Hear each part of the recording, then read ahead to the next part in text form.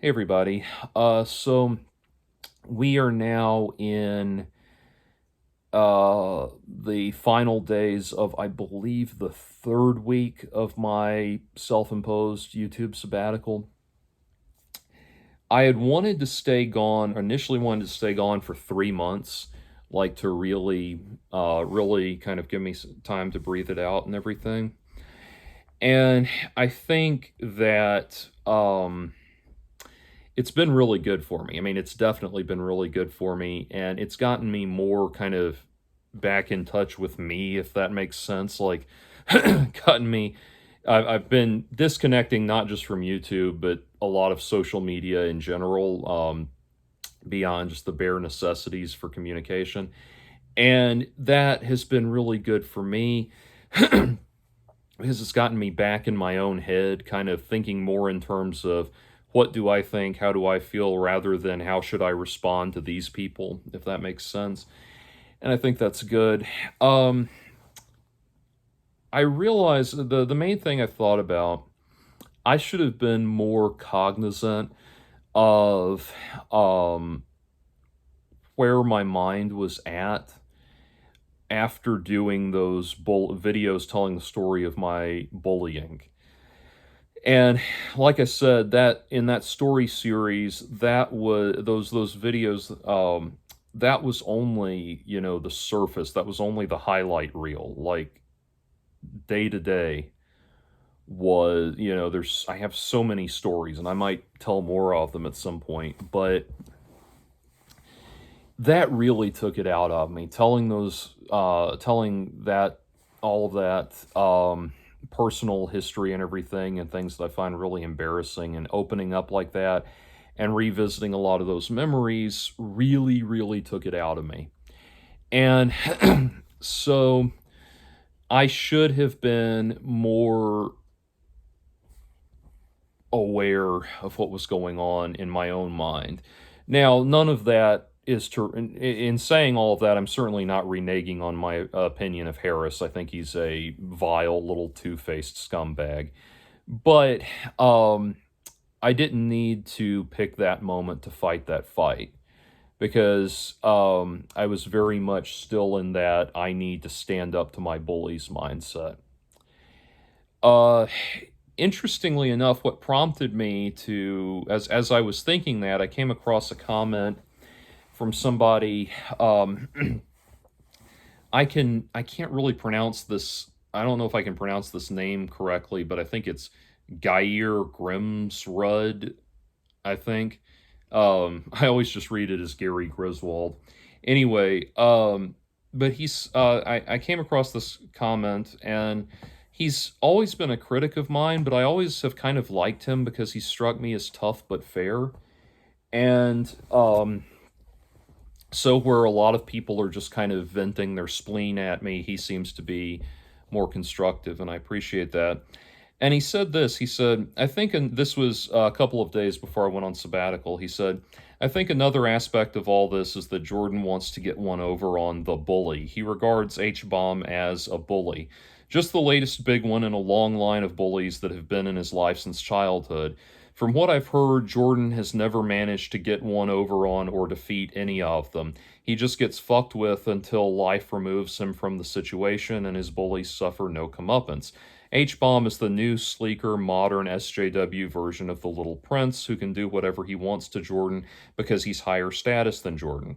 Jordan would feel much satisfaction if he could make this bully stop fucking with him, whether it's by talking him out of it or forcing him to. Yeah, he's right. I mean, he's certainly right about that. And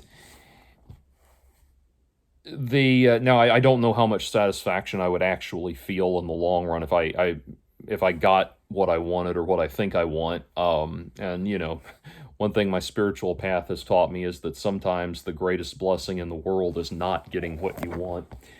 But anyway,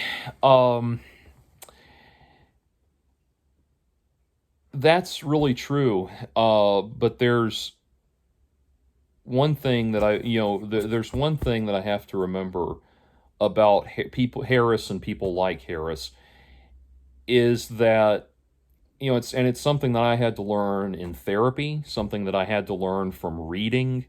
Uh, reading a lot on different toxic personality types and that sort of thing. But the thing is, we naturally feel compelled to try to get closure from toxic personality type people because they hurt us and they hurt us badly in ways that, feel like conflicts that need to be resolved. And the thing is, we keep going back to those people because there's something in us that says, if I can just get closure, I can move on from that person.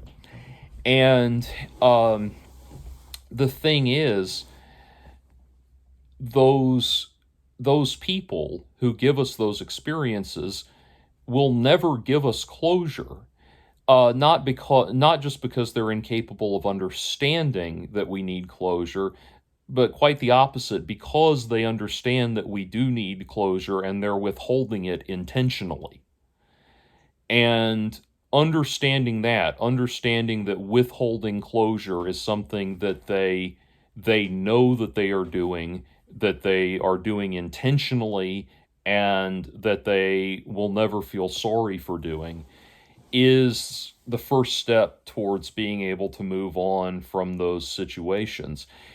Uh, Gayer, or however you say this, I will tell I would say I don't want to go into a lot of personal detail because there's a lot to, there's things in my personal life obviously that I don't want to disclose, but I have that is very, very spot on. Even when I've stood up to, as I described in the video series, standing up to those bullies, even when I've tried to stand up to them, it doesn't work. We want to believe that life works like stories, like we see in fiction, where Daniel LaRusso defeats Johnny Lawrence at the karate tournament and everything goes great. The scales have been balanced. We've brought balance to the force and everything's gonna ride off into the sunset. Life really doesn't work like that. And bully type people will never admit defeat. They will never it's like one person who responded on one of my videos about bullying talked about a fight they got into with another person where they pounded the living shit out of this person, just beat them, tore them limb from limb, and the other person stood up and started laughing and talking shit about how they just won the fight. And that's the thing. Toxic, narcissistic people like that will never give you the closure that you need. And that's not to say you shouldn't, protect yourself and take up for yourself and things like that. But that's a lesson that's been very difficult for me to learn in my life. And what it does, it's interesting, this kind of ties back into understanding like the toxic aspects of my own nature that I try to work on. One of those things is like trying to understand why I've gone down some of the roads I've gone down and some of the, crusades, if you want to call it activism or whatever, that I've taken up and that sort of thing. And I think it's because one thing that I've come to understand about myself is that I am the sort of person who is not comfortable with is not comfortable or I shouldn't say I'm not comfortable. I'm not satisfied with just contributing to a discussion, contributing interesting ideas to a discussion and leaving it at that. I've always felt this urge wherever it's like whatever issue I'm taking on or whatever, I have to not just contribute to the discussion or be insightful or that kind of thing. I have to emerge as I have to be the Paul Atreides of whatever position I'm taking. I have to be the savior, the avenging angel that's going to win the day and all of that. And that I'll spare you the long, circuitous mental thought process I went through to arrive at this, but ultimately, that comes from that not being able to get closure thing.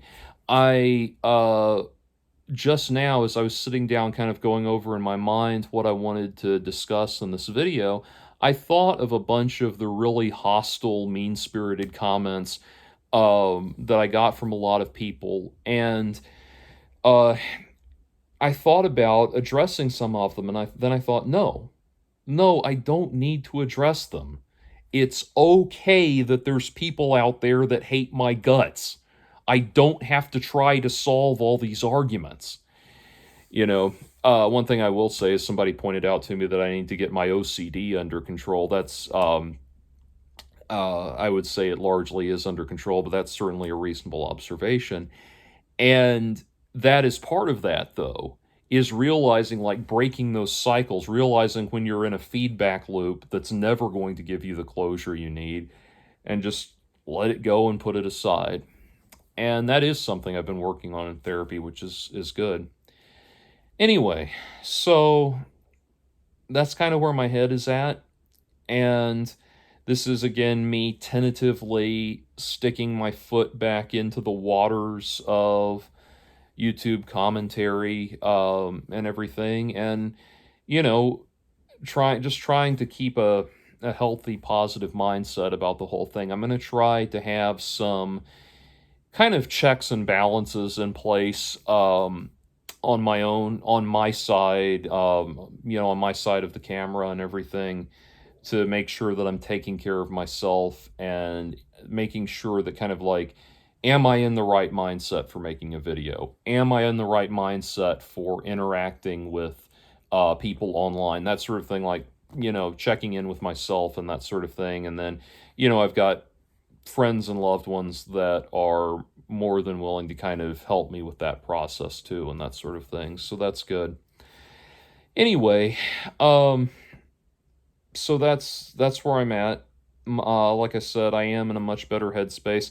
I've got a few videos in backlog, I think 2 actually in backlog that I haven't put up yet, so I'll probably start by putting those up, and then I've got a lot of other things I want to talk about. I have my thoughts on the Nashville shootings. I have my I have my thoughts on Chris Chan being released on bail and that sort of thing. So, anyway, that's where it's at. We'll see how it goes. Thank you for watching, and thank you for your time.